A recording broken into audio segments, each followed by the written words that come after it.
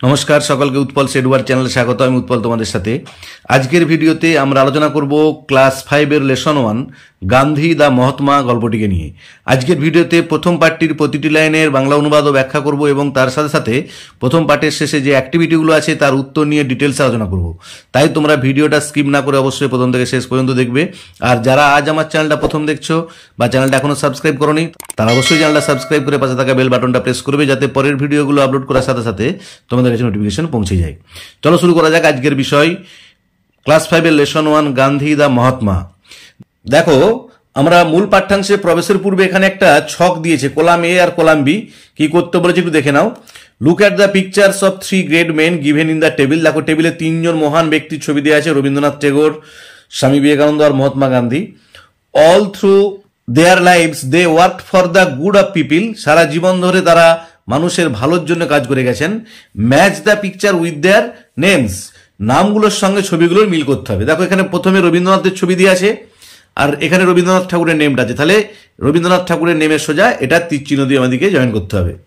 তারপরে দেখো, স্বামী বিবেকানন্দের ছবি আছে আর এখানে স্বামী বিবেকানন্দের নামটা লেখা আছে, তাহলে এটা তীর চিহ্নটা হবে এখানে।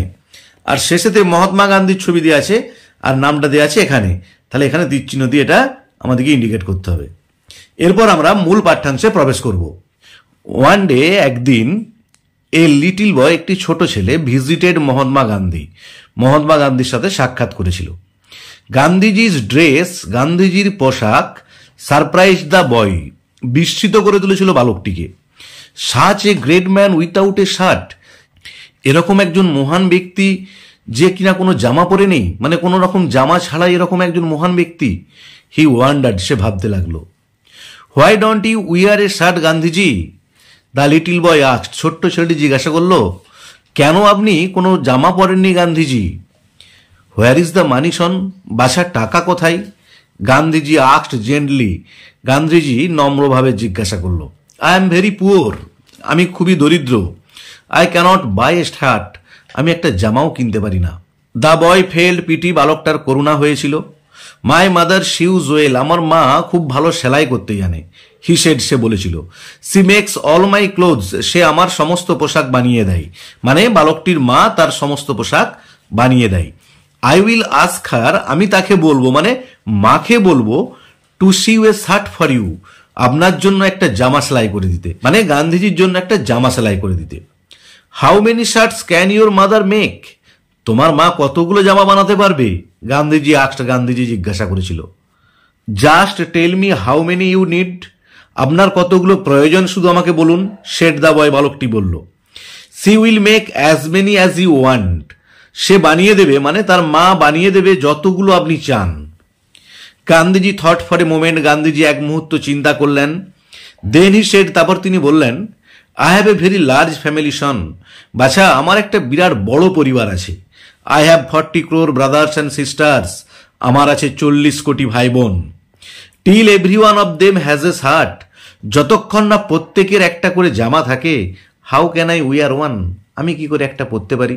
যে যতক্ষণ না প্রত্যেকটি ভাই বোন, মানে ওই 40 কোটি ভাই বোন প্রত্যেকেই জামা যতক্ষণ না পরতে পাই, ততক্ষণ আমি কি করে আমার জামা পরবো।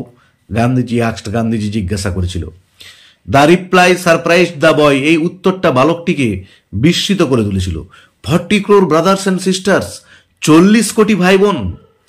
গান্ধীজি ওয়াজ রাইট, গান্ধীজি ঠিকই বলেছিলেন। আফটার অল, সর্বোপরি, Gandhiji felt all the people of India, Gandhiji অনুভব করতেন ভারতবর্ষের সমস্ত মানুষ ওয়ার ইজ ফ্যামিলি মেম্বার্স, ছিল তার পরিবারের সদস্য।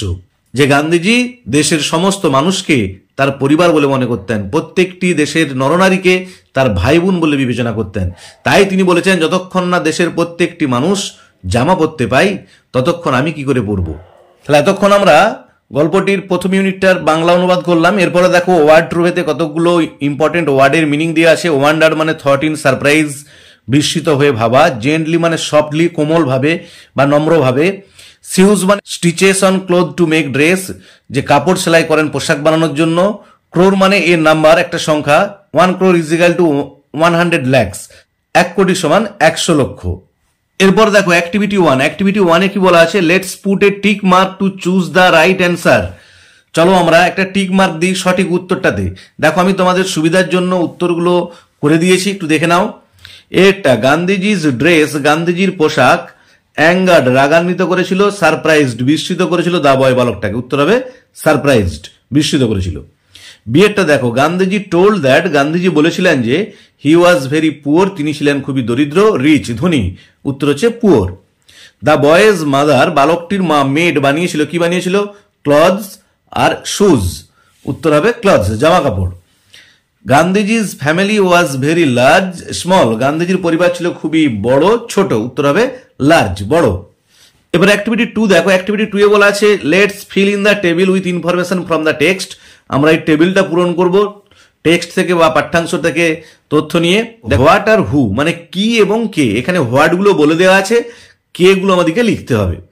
ভিজিটেড মহাত্মা গান্ধী মানে কে মহাত্মা গান্ধীর কাছে দেখা করতে গিয়েছিল? এ লিটিল বয়, একটি ছোট্ট ছেলে। কুড সি ওয়েল, খুব ভালো সেলাই করতে পারতো, কে হবে? দেখো দ্য লিটিল বয়েজ মাদার, ছোট্ট ছেলেটির মা। মাদারটা হয়তো দেখতে একটু সমস্যা হচ্ছে। সেটা দেখো had 40 crore brothers and sisters, ছিল 40 কোটি ভাই বোন। উত্তর হবে গান্ধীজি, যে গান্ধীজি 40 কোটি ভাই বোন ছিল। আজকের ভিডিওতে আমরা ক্লাস 5 এর লেসন 1 গান্ধীজি দা মহাত্মা এই গদ্যাংশটির প্রথম পাঠটির প্রতিটি লাইনের বাংলা অনুবাদও ব্যাখ্যা করলাম এবং অ্যাক্টিভিটি 1 ও 2 এর উত্তর নিয়ে ডিটেলস আলোচনা করলাম। ভিডিওটি যদি ভালো লেগে থাকে অবশ্যই লাইক শেয়ার ও কমেন্ট করে জানাবে। আর যারা আজ আমার চ্যানেলটা প্রথম দেখছো বা চ্যানেলটা এখনো সাবস্ক্রাইব করোনি তারা অবশ্যই চ্যানেলটা সাবস্ক্রাইব করে পাশে থাকা বেল বাটনটা প্রেস করবে, যাতে পরের ভিডিওগুলো আপলোড করার সাথে সাথে তোমাদের কাছে নোটিফিকেশন পৌঁছে যায়।